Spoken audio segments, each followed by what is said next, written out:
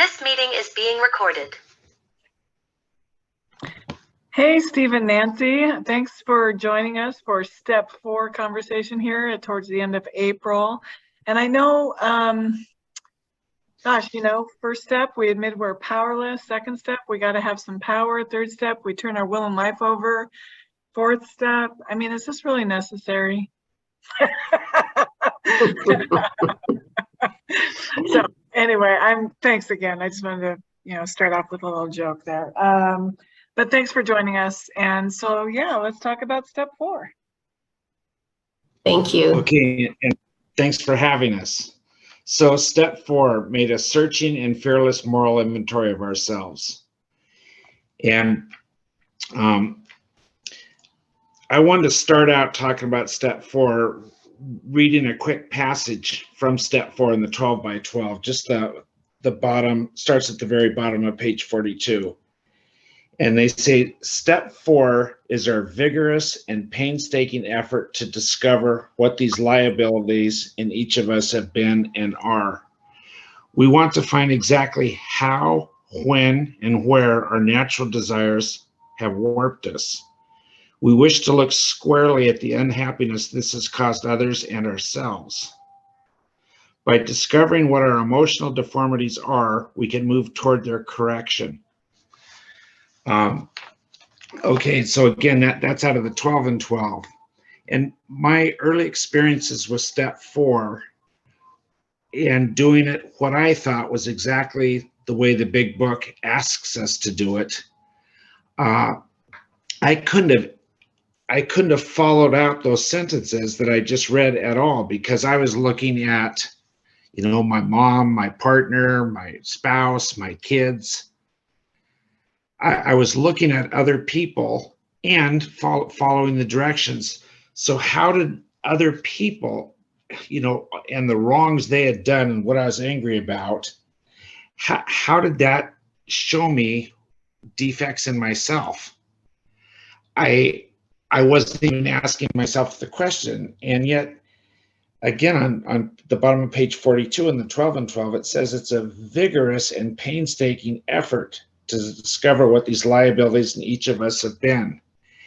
And what I found out was I got really good and exacting at other people's misdeeds, according to my paper, and how they affect exactly what they were. I could be very detailed about it, or that would be column 2. Column 3, I could get very detailed on how what they did affected the areas of my life. And then we get to the 4th column, and as it turned out, it was pretty vague. What was my part? And I typically fell onto what I thought were some AA politically correct admissions, like, well, I was selfish, I was self-centered, which of course are true, but they paled in comparison to what I thought others had done to me. And so my focus was really on what others had done. And do I have to, trying to look ahead to the future, do I have to forgive them? Pretend it's not that big of a deal, when some of them were life-changing to me, some of the events that were going on. Well, in reading step 4 out of the big book, where they talk about this list is the key to my future, and that's pretty strong language. And what the 4th step says in and of itself, it's about a searching and fearless moral inventory of myself. I couldn't see where my inventory was getting taken. And so I could say, my sponsor would say, well, have you ever done this, or have you ever, cheated somebody or lied? And I could say yes, yes, yes, but in my mind, they were minor and they were necessary, just to kind of keep the peace. And so, again, this was subconscious. I lost sight of what the 4th step was actually saying, that it was about me. about my shortcomings, my liabilities, a moral inventory, because I couldn't get past that this is about others. And I want to be thorough. I want to make sure anybody that's ever caused me any harm or resentment was down there. I didn't want to forget anyone. And I had a really long one. And so as I carried out the different instructions, the best I could see them, and what I could hear from people that have been through there before me giving me directions, I tried. And it wasn't until much later when I was asked questions like, hey, Steve, what was it like? What might it have been like your mom raising you? What was it? Could it have been like for her? And I started to see that with great effort, I could answer those questions instead of being real vague. Say, well, I was a brat kid, or I was disobedient, which I was, and all that stuff. And I just did what I wanted to do. But when I was asked, well, tell me some examples. Tell me some examples of each grade that you've been in where these defects of character were manifesting themselves. It was really tough. And yet, with the greatest detail, I could tell you what a kid in third grade was even wearing when he irritated me. But I could go a whole, like, what did I do in fourth grade that was, that if I had it to do over again, I wouldn't. Why I couldn't even, I couldn't even remember fourth grade, except if there was a kid in class that bothered me. And what was really helpful to me, was as I started to search and awaken these old memories and started to feel real ashamed and disgusted at times with myself, when it was suggested that that's not me that was doing any of that.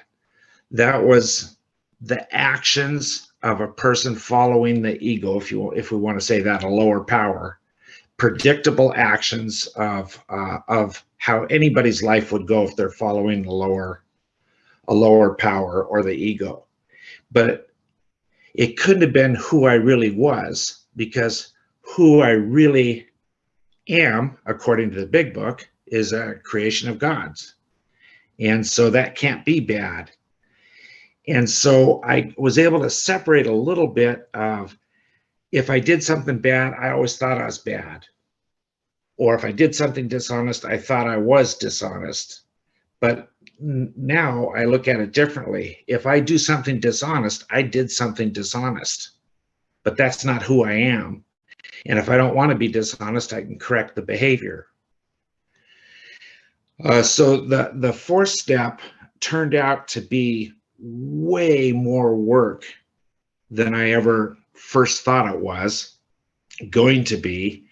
And it was, I was able to do a fourth step without fear, because I was just looking at a cause and effect. The cause was that little Steve guy was just running on his ego, and here's what he did. And so that was helpful. Okay, I'll take a break for a second, Nancy. All right, I'll jump in there for a second then. Thank you for opening up that process. It is the first action step, right? The first real action step after hopefully mentally coming through those first three steps, like Laura said at the beginning. And I loved in the someplace in the book where it says, who wants to be honest and tolerant? Who wants to look within, and find their own shortcoming? Like practically no one, of course, no one, unless we have to do these things to stay alive ourselves. So we do this third step, and it launches us in, which means to launch, is to jump right in to this fourth step. And I've had some, in my very early sobriety, I had some sponsors that didn't have as much understanding, at least that I could pick up on, as how this worked. But a few years in, I was connected with a sponsor who understood the fatal nature of the condition and and what the goal was. And as Stephen mentioned, this false self, and the book calls it, the actor, right? The actor is the false self. So what has this actor done? And I love that the genius of this process, because it starts us off with something that most alcoholics have plenty of, and that is resentments, justified resentments. And so we don't have any trouble in that first column, just like pour it out, just get it all out there, all those people, all those places, all those institutions, all those things, get them out there. And man, you get 180, 200, and then it's like, yeah, tell me, why are you mad? Well, let me tell you, this, and this. Oh, and how did that affect you? Well, yeah, it hurt my pride. It hurt my self-esteem. I grew up thinking that I was less than and unworthy, and it hurt my ambitions. I never thought I could be anything, so I didn't ever finish school. And it hurt my pocketbook, because then I had to buy all this self-help stuff, which never worked. And it's just like, okay, great. Now let's look from an entirely different angle. And I remember, and so now, and I was like, how do I do that? And I remember saying to this sponsor, because my resentments, they were justified. They were justified. I had a boss. She asked me to do something unethical, and I wouldn't do it. And so I got in trouble for not doing it. So she was on my inventory, and I'm just like, well, and I'm saying, hey, this was 99% her and 1% me. And I thought I was, being generous, copping to the 1%, because it is my inventory. So, okay, 1%, but it was 99% her. And he just looked at me and he said, well, can we look at the 1%? And I was like, oh, dang. I walked into that, but it helped me see, I've never forgotten that, to where whatever degree I think something is my responsibility doesn't matter. What matters is my thoughts about it, that the actual circumstance brought about the way I felt was there before the circumstances was there. And it took me a while to understand that, but that helped me to see that the degree didn't matter. What mattered was my willingness to look at my heart. Our book, let's see. So, unless I have to, this might be the step. And then, from looking at the fourth column, this entirely different angle, it wasn't until maybe a year or two ago that it dawned on me that the fourth column, that this different angle, that I was looking at it with a different guide, with a different perspective, a different approach. The first three columns in our book is very clear about that. Once we've got those first three columns, the first thing apparent was that this world and its people were often quite wrong. Let me tell you, to conclude that others were wrong was as far as most of us ever get. And then we just stay in those first three columns of justified resentment, which, did I ever notice? It never made me happy. I never felt happy about being justified, about being unfairly treated, or being a victim, or being full of look, my self-pity is warranted. If you had this happen to you, you would feel self-pity too. But am I free? Do I feel good in self-pity? I started to notice that I did not. And so there was more motivation. But the thing about that fourth column is that I am looking at it now with God, with my higher power.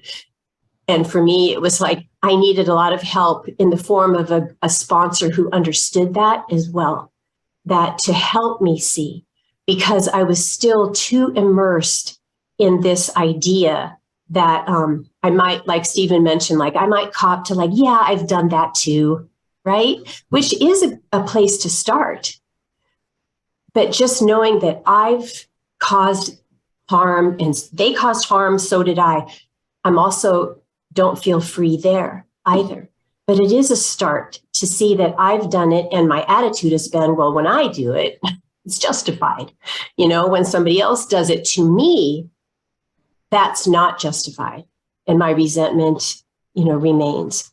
And, the book tells us that, we permit this to go on. And so I have to be free of anger if I'm going to live, and we can live, without drinking.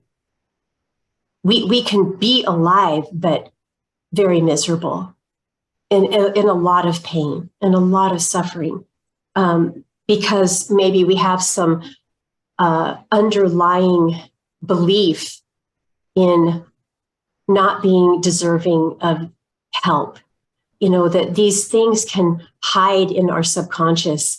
And with a sponsor that understands how that fourth column works, it isn't, okay, now it's your turn to go to the woodshed. Now the blame is going to be on you. It was a matter of seeing what I believed and asking myself if it were true.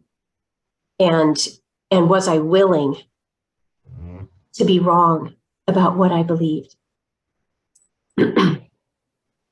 And we've seen lists of when you read it in the way that it was presented, such as, I believe that no one should ever say anything that upsets me. No one should ever do anything that makes me uncomfortable. If that's my baseline, I want to look at my baseline, at my basis, right? Which is where our fear inventory gets us when we finally boil down those fears that we've gotten out of our fourth column, and we look at what self-reliance has produced. Fear, anxiety, terror of being alone, all of that. And so then it says we asked ourselves why we had them, and it answers the question immediately. Wasn't it because self-reliance failed us? Wasn't it because listening to that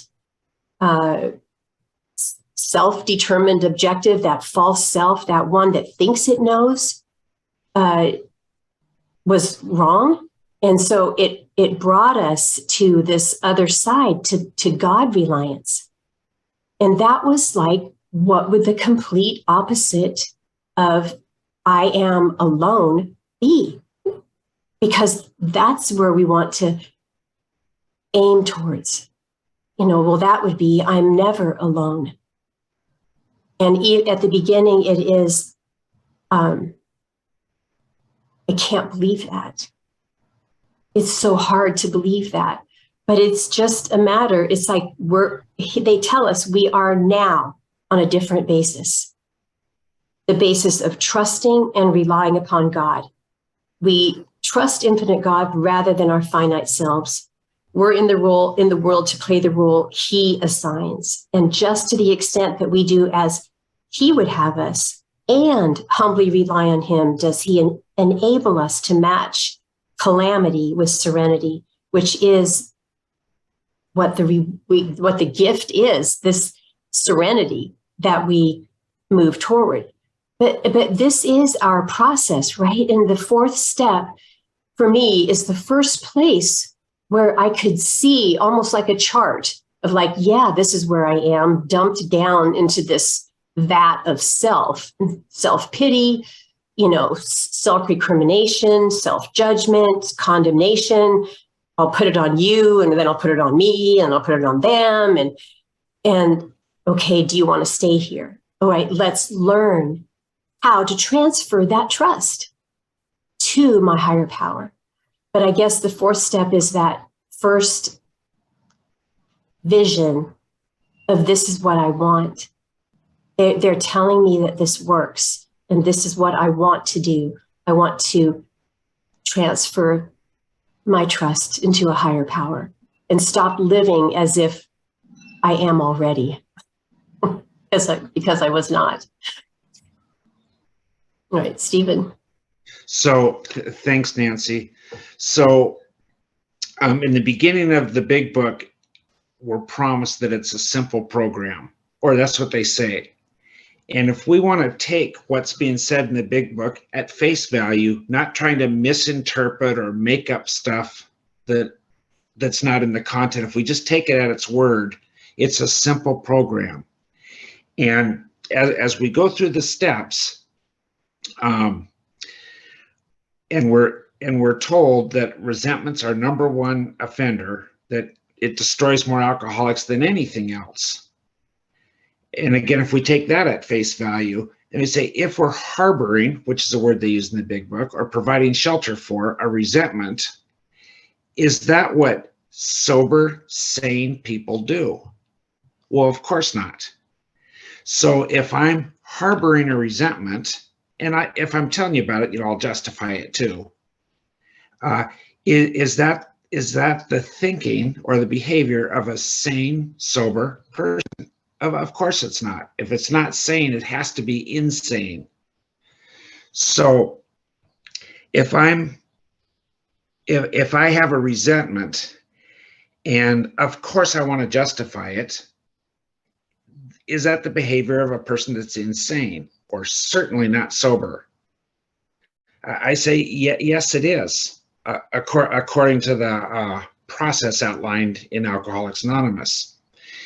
And the difficulty, and if it's a simple program, it must, it can't be too difficult to not harbor a resentment.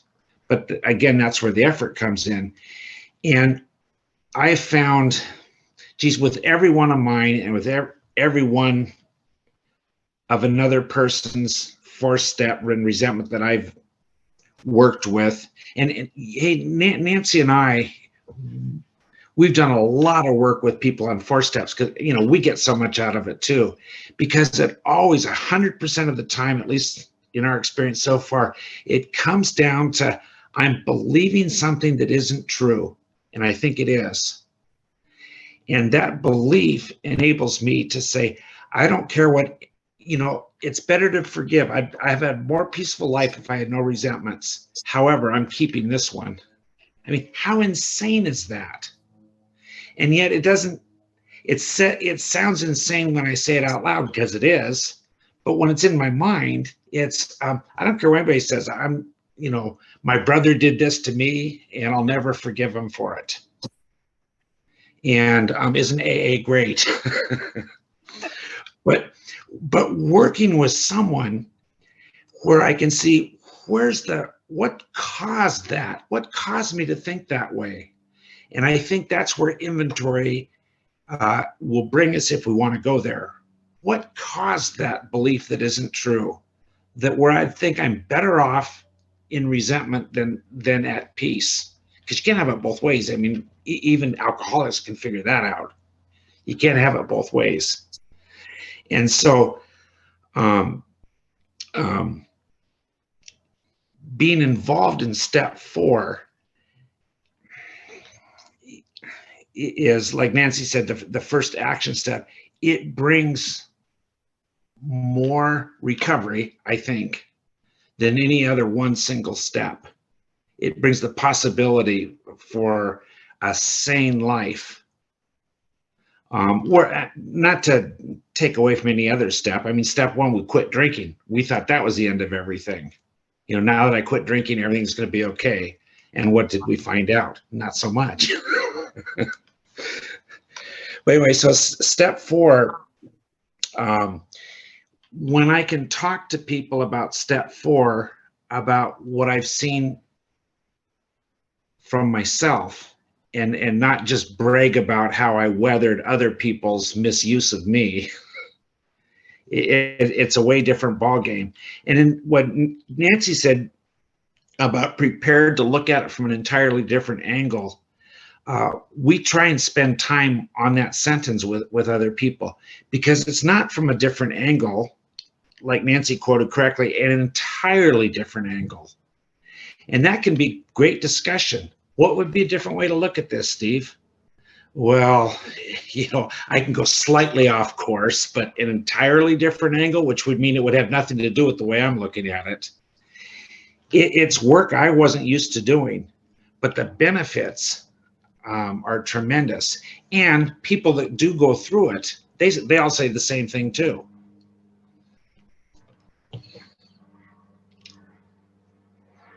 So I went on a 12-step call one time. Only it was in person. I was early in sobriety. I think I had like a year sober or something, and I went with somebody who had more sobriety, and so it was my first one. I was really excited. It was a woman, and so we open up the door, and she's drunk. She opens up the door rather, and the very first thing out of her mouth is, "I'm not doing any bleepity bleep. Fearless and searching moral inventory." Totally drunk, right? And of course, you know, the person I was with, who was an experienced sort of 12-stepper, kind of talked her off that ledge. But you know, I mean, the moral to that story is that, you know, I mean, drunk people don't have to do a moral inventory. I mean, you know, that's what I mean. We. You know, if we want to stay drunk, we can stay insane, right? And I was thinking though, Stephen, I mean, you're really black and whiting this whole thing, sane or insane. Is there no like a semi-sane, middle of the road solution? Yeah, well, I think we can be not wholly insane, right? Right, Stephen? Sorry, Well, I kind of jumped in there. Yeah. No, too bad they didn't write something in the book like there is no middle of the road solution. Oh my gosh. If they would have put that in there, it'd have been easier. There's actually an AA meeting called semi-sane. That's why. Well, at least, you know, we're not wholly insane. Yeah, I know what you're saying. Yeah. When it's like, maybe not in the moment when I'm completely insane, but then I'm not wholly insane. It's just like, wait. This is in the spiritual axiom, right? I can remember what that is. If I'm in discord, or if I am, if I'm experiencing the disturbance, it's something in my mind. Okay, that is not wholly insane. That is a sane beginning. Sure. And a manifestation of that example is, I want to see what it is so I can face it and be rid of it. But we have just a quick AA story. So that I think is typical of a way an alcoholic brain works. And you're part of this, Lara. So one night a month, I answer phones at 2 a.m. And I get this call, and this guy's in Seattle at a hotel room by the airport, and he's following this band. There's no anonymity there. He's following this band named Fish, which I've never heard of before. But at any rate, he's a groupie, and he's having a real tough time staying sober, and he doesn't know what he's going to do till the band performs, which was in 2 days or something like that. And I said, you know, I gave him some typical suggestions. There's meetings, there's Zoom, there's this, there's that, there's lots of places. And he just said he just thinks he's going to drink. So the next day I'm at intergroup and I'm talking to Lara, and I just happened to mention, oh, this guy called me last night because I'd never heard of this group. And Lara said, there's a meeting, a special meeting being held at intergroup the day they're performing for the groupies. And I said, you're kidding. And she said, no. She said, do you want me to call them? And I said, yeah, because I still had the call from my caller ID. So she calls the guy up and he thanks her and says he's not coming. So there was a solution to the very problem that was so big he had to call me at 3 a.m. And it's that alcoholic thinking that that we rely on, and we rely on it. And I've got a lot of experience with that. It's to the detriment of how I live my life. And we see it in others too, which reflects back on how do I see it myself. A pretty common resentment is like, I'm never talking to my mom again. Here's what she did to me. Here's the way she raised me, blah, blah. I'm never talking to her again. And then, well, how does that feel when you won't speak to the person who actually gave you life? That question never gets answered. It's here's what she did, blah, blah, blah. And not saying that, I'm not trying to say how a relation should look, but what I've heard and what I've experienced is every relationship can be peaceful. It may not be physically, together or anything like that, but there's a way to be at peace in every single relationship, is what I found. Okay, so I don't mean to get off four steps. And then I know that just to close with this, Larry, and thank you for that story of your 12-step call and this woman who, even though she was drunk, she knew sounds like her first words are, I will not do an inventory, which is another way of saying, I will not look at my unbearable sense of self. I cannot, it's unbearable. It's another way of us saying that. And I guess, we're here to say that is what it seems like, but that isn't the end. Right. And Stephen, you talking about relationships, how they can be peaceful, is not really off the topic of the 4-step, obviously. I know you know that, but the third part of the inventory is the sex inventory, right? And our relationships with people, and not just sexual relationships, but our relationships with people. And so I don't think that was necessarily off topic at all, and I really appreciate that sentiment that all of our relationships can be peaceful, even if we're not, with the person. I mean, we can. That is one of my favorite parts of the Big Book, that says that we don't have to like everybody, but God will show us how to have a kindly and tolerant view towards each and every one. So I do like that, but. I'm excited about step 5 and talking to you guys about step 5, because if we have a step 4 and we've done all that, then we gotta, there's a second part to that. The step 5 is an integral sort of a resolution to step 4 and all the work that we do.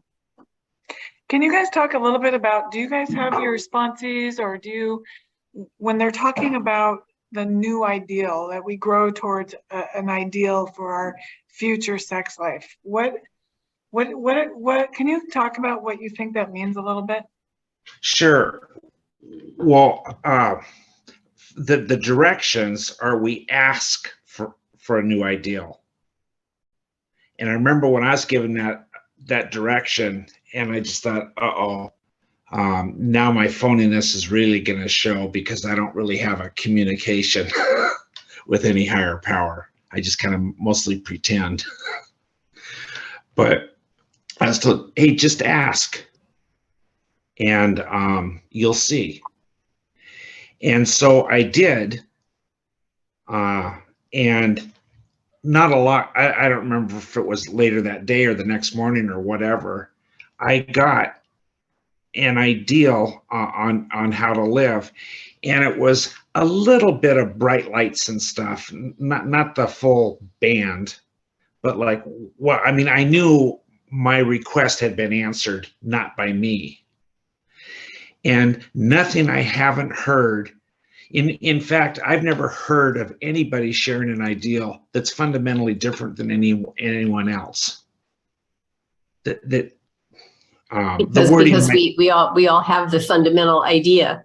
Oh, I never thought of that till right now, Nancy. You're right. It's the fundamental idea of God, and it can be manifested or articulated in a few different words. But good going. I hadn't seen that before.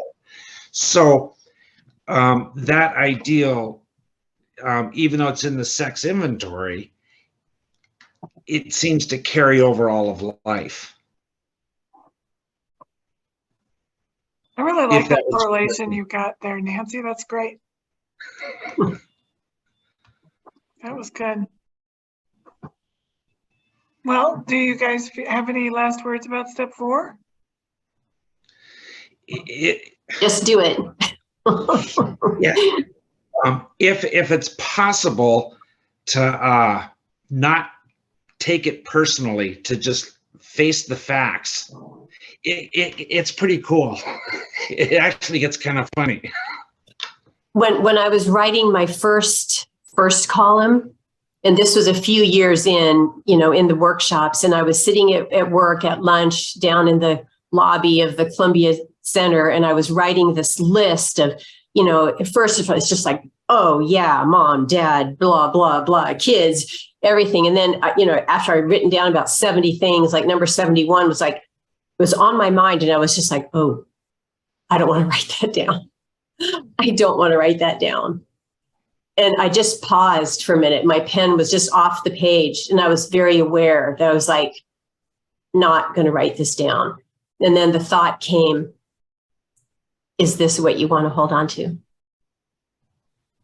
And I was like, no. And I just wrote it down.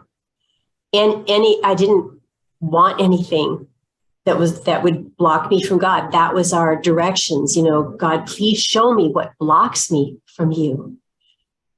And so I didn't want to willfully withhold that. Turned out to be nothing, turned out to be nothing except in my mind. Was I on your first inventory? Oh, yeah. And the second and third.